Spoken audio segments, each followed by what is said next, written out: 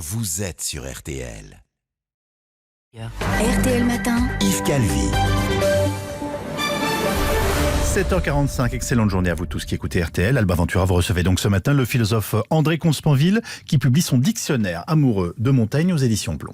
Bonjour André Comte-Sponville. Bonjour. Comment le philosophe que vous êtes prend du recul ou met à distance cette rentrée où l'on entend parler de crise du coronavirus, de rebond de l'épidémie, d'ensauvagement de la société, où l'on revit les pires heures des attentats de janvier 2015 ? Vous avez un truc ? D'abord, en relisant Montaigne, Montaigne, il a connu non pas la Covid-19, il a connu la peste. Taux de létalité du temps de Montaigne proche de 100%. Mortalité. Rappelons que le taux de mortalité de la Covid-19 est entre 0,3 et 0,5%. Ça n'a rien à voir. Et en matière de violence, Montaigne, il a connu les guerres de religion. Il a connu la Saint-Barthélemy, des dizaines de milliers de morts, des centaines de milliers de morts sur plusieurs années. C'était autre chose que les atroces attentats du Bataclan ou de Charlie Hebdo. Autrement dit, la lecture, l'histoire en général, le recul, mais spécialement la lecture de Montaigne nous aide à prendre du recul. Et puis surtout, Montaigne dit deux choses qui me paraissent décisives. La première chose, il écrit « Ce dont j'ai le plus peur, c'est la peur ». Eh bien, moi, je vais vous dire, je n'ai pas peur de la Covid-19. Une maladie qui tue 0,5% des gens qui sont atteints, et même si ça tue un peu plus à mon âge, moi j'ai 68 ans, je fais partie des couparistes, mais il n'y a pas de raison de s'affoler. Mourir du cancer, mourir d'un AVC ou mourir de la Covid-19, je ne vois pas bien la différence. En revanche, vivre dans un pays... On n'a pas envie d'être cueilli à 70 vivre dans un ans pays par un maudit dominé virus. par la peur. Imaginez que mes enfants, qui sont de jeunes trentenaires, risquent de passer toute leur vie masqués, interdiction de se serrer la main, de s'embrasser. Parce qu'en vérité, la différence entre le masque et le confinement, et encore une fois, j'ai approuvé le confinement, je l'ai respecté, je porte le masque comme tout le monde, par discipline républicaine, mais aussi en espérant qu'il soit efficace. La différence, c'est que le confinement, on savait que ça ne pouvait pas durer. Pour des raisons économiques évidentes, au bout d'un an, on mourrait de faim dans la rue. Mais le masque, ça va durer combien de temps ? Si dans 20 ans, dans 30 ans, le virus est toujours là, est-ce qu'on sera toujours masqué ? Est-ce qu'on n'aura toujours pas le droit de se serrer la main, de s'embrasser ? Et ces milliers de jeunes qui sont au chômage. Vous dites que c'est le discours politique et le discours de certains experts qui fait peur, parce que sans arrêt, on nous dit portez votre masque, sinon vous allez contaminer vos proches, qui vont eux-mêmes contaminer leurs amis. Et écoutez, c'est reparti ce qu'on comme en apprend 40. dans les écoles de journalisme, c'est qu'un chiffre en lui-même, ça ne veut rien dire. Il faut le mettre en perspective. Et donc, on nous a annoncé chaque jour, pendant le début de la pandémie, le nombre de morts. Maintenant, on nous donne le nombre de cas. Je me suis demandé, oui, mais il meurt combien de gens en France chaque année ? Aucun journaliste à la télévision ne l'a jamais dit. J'ai dû faire la recherche sur Internet et j'ai découvert qu'il meurt en France chaque année plus de 600 000 personnes. On en est à 30 000 morts de la Covid-19. D'ailleurs, les chiffres n'évoluent plus beaucoup. Ça veut dire que la Covid-19 a tué à peu près 5% du nombre de gens qui meurent en France. C'est très triste, c'est beaucoup trop. André Mais enfin, c'est quand même pas la fin du monde. Non, mais c'est important, la santé. On se souhaite tous les ans tous nos vœux et surtout la santé. Et même Montaigne le dit. Le plus beau et le plus riche présent que nature nous sache faire. Il dit que la santé est précieuse. Oui, la santé, c'est un bien. C'est peut-être même le plus grand des biens, mais ce n'est pas une valeur. Parce qu'un bien, c'est quelque chose qu'on peut désirer, qu'on peut envier. Par exemple, je peux envier quelqu'un qui est en meilleure santé que moi. La santé est un bien. Je peux envier quelqu'un qui est plus riche que moi. La richesse est un bien. Une valeur, c'est pas quelque chose qu'on peut envier, c'est quelque chose qu'on peut admirer. Si j'admire quelqu'un parce qu'il est en meilleure santé que moi ou plus riche que moi, je suis un imbécile. Les valeurs, c'est ce qu'on peut admirer, c'est-à-dire quoi ? Le courage, la justice, la générosité, l'amour. Voilà les valeurs suprêmes. Et Montaigne le sait très bien. Les gens qu'il admire, c'est pas des gens en bonne santé. Bien sûr qu'ils préfèrent être en bonne santé que malades, comme tout le monde. Mais ceux qu'il admire, c'est les gens qui font preuve de courage, de générosité, de justice et d'amour. Et ce que je crains, ce que j'appelle le panmédicalisme, c'est une société qui fait de la santé la valeur suprême et qui donc tente à déléguer aux médecins la gestion non seulement de nos maladies, ce qui est normal, mais la gestion de nos vies et de nos sociétés, ce qui est proprement inadmissible. Monsieur le philosophe André Comte-Sponville, vous aviez été critiqué, mal compris, pour avoir dit que ce qu'il fallait protéger pendant cette crise, c'était bien plus les jeunes que les personnes âgées.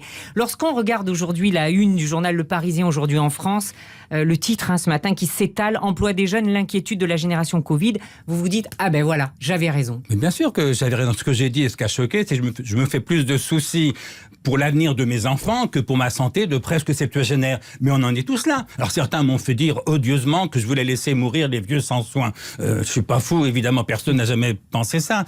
Simplement, on parle beaucoup de solidarité intergénérationnelle. On a raison.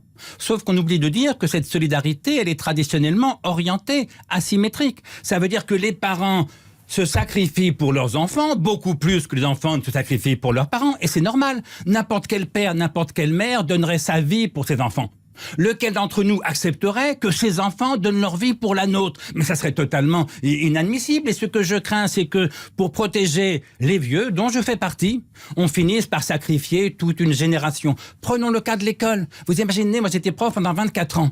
Imaginez faire cours masqué devant une classe de 30 gamins de 12-13 ans, eux-mêmes masqués, mais c'est effrayant. Quelle déperdition d'attention, de compréhension, d'échange, sans parler de la discipline. Est-ce qu'on va sacrifier l'éducation de nos enfants à la santé de leurs grands-parents, et pour une maladie, encore une fois, qui n'est mortelle que dans 0,5% des cas? Mais vous en voulez donc à nos dirigeants politiques qui se sont trop focalisés sur l'aspect sanitaire? Eh bien, je veux dire, le pire, c'est que non. Parce que moi, je me suis demandé, au fond, qu'est-ce que je ferais si j'avais été Emmanuel Macron? Eh bien, ce qui m'a le plus effrayé, c'est que j'aurais fait la même chose. Parce que la pression du corps médical était telle, la pression des médias, la peur des gens, que si Macron avait décidé de ne pas confiner, mais il était mort politiquement, c'était la fin, et peut-être ne faut-il plus gouverner. Ça veut dire quoi? Ça veut dire que nos politiques n'ont plus aucune marge de manœuvre. Et ce que j'appelle l'ordre sanitaire ou le sanitairement correct, c'est ça. C'est quand la santé devient la seule préoccupation, on est prêt à sacrifier encore une fois l'avenir de nos enfants pour protéger notre petite santé de retraités.